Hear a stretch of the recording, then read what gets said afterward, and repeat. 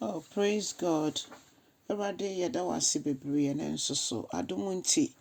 Woma yada so yete nkwamu a yede aseda kese be ma odin kronkron no. Ene nso de akyɛ yɛn na wona madom so ama yehu kese yɛn so. Enhyira kese nka odin kronkron no. Ene dua yi Awurade wo ma yɛn mpaebɔ nyinaa ne sɛ na adom na wasɛm be kyechi yɛ werɛ. Wasɛm be yɛ yɛn mbɛma yɛn nidaso. Mpo mo afa yɛ funu. Awurade fa wo nsa ka omo. Awurade bɔ omo ho ban. Omo braso. Omo afe na omo ahya ase. Awurade ne wedu mfimfini.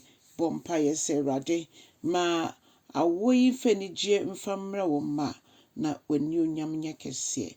Yɛda wase bebree wo bamba wo de hwɛ obi biara so. Obi biara koma so ahwɛ de bi ɛso sɛ yɛfa hyɛ wo ani onyam. Ewo Jesus Christ din mu ne yɛbɔ mpa yɛ. Hallelujah.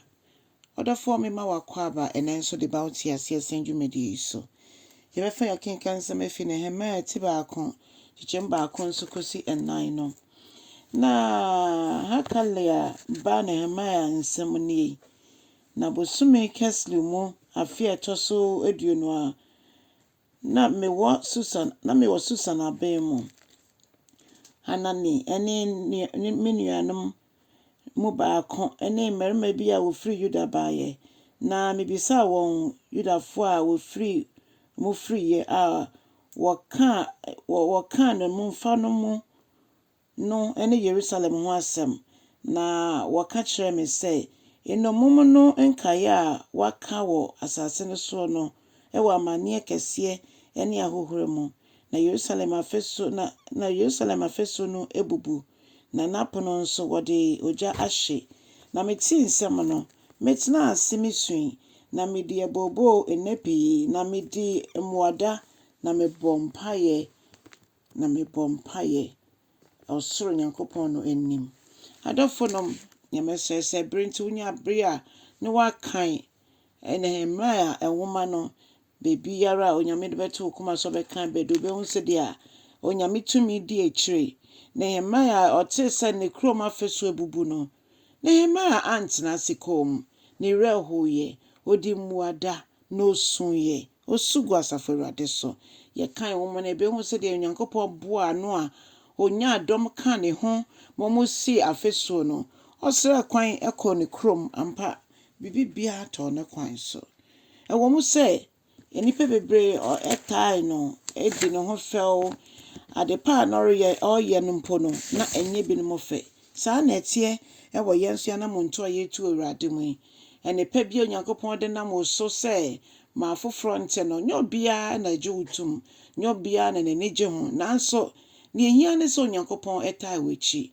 ne ehia ne so nyane a woyɛ Onyankopɔn abasa eka ho eno nko a inchadofo enjemu empaba enima bebre na ekoso wo ye nkyɛn ekoso wo ya man mu ekoso wo ya safo mu ekoso wo mbia ye nikura enkoso Nehemiah de na rehoye ampa etwa se ye nikoso Onyankopɔn boa ye no ye yen ntemgyinafo oyɛ ye nkrofo a ye di ma afoforo oyɛ ye nkrofo a ye mpaebɔfo bibi koso na enya onyame twi adwene gyina so a ye ma ye ni akire ebia na ye mmoa kete bi pa odi bu obi nanso ebu ani eguso ma de na esɛe mpaebɔ bi ɛsɛ obɔ ma obi webu ani eguso ma ɛsɛe Onyankopɔn mmoa ye ne opese ye ma ɔman ɛma efidua ɛma asafo ɛma edwuma bebi bia ye wo bia ebetimi tumpon no Awurade mmoa ye nsa ɛma ye mbu ye ni ngu eniama so sɛ bibi bia nyame de betu ye koma so bia ye bibia n'ani da kwan sɛ ye bɛyɛ efisɛ yebebu ho akonta ne tode bia ye yenso etimi de gye akra bi nkwa ye ya yetimi de nkunimdie bi eba ye ya yetimi de bie kwan de ma obi nso Onyankopɔn dum ye ne nya bremo mpae ma ye man ye mompaye ema ye nafofo ye nuanom a woban nachi ye mompae ma obi biara ye hu so wa ho kyerɛ mu ya man penimfo ye be kasa fa bone ekoso nanso ye mfa nkompae bomo ye ka no ne ye bɔ ho mpae ye be hu sɛ ye hya ase po sɛ ye bɔ ho mpae a ye be susu aka na mmom ye be ma ne nyinara aye mpaebɔ a ye de ayem hyehye ene awerɛhoɔ ene ye de bɔ Nehemiah ono bɔ mpae Nehemiah edi mmuadedi. Nehemiah egyina mu ma ne kuro no ɔsrɛ kwan so ma Onyame ma ne kwan.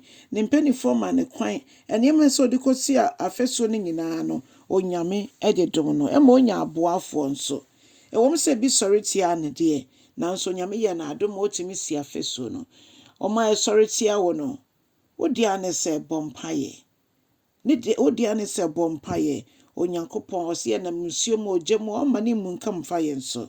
Nti hyɛ den, na mmom momma yɛmfa mpaebɔ ne akɔmkyerɛ Nyame asɛm tie ɛne sɛ yɛretwɛn Nyankopɔn akwankyerɛ na yɛde etu anamɔ. Na wankyɛ no ɔsane wɔ n'ani onyam mu a yɛmu biara nyɛ ɔyere aba. Anɔpa yi asɛm a wate kyɛ asɛm no ɔfoforɔ nso nyɛ anidasoɔ wɔ Yesu mu. Nyame nhyira wo bebree. Bye bye.